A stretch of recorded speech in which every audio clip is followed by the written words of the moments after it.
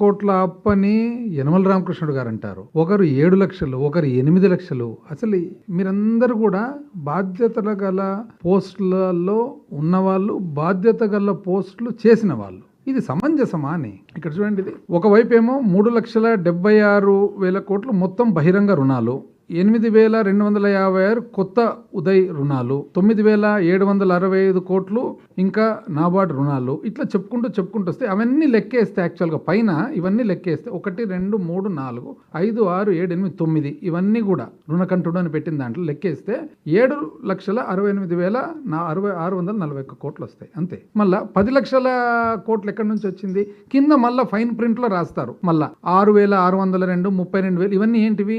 Pending బిల్లులు 1,70,000. ఎవరు చెప్పారండి 1,70,000 ఉందండి? అంటే ఏం బేసిస్ మీద, ఏ ఆధారంగా చెప్తున్నారు?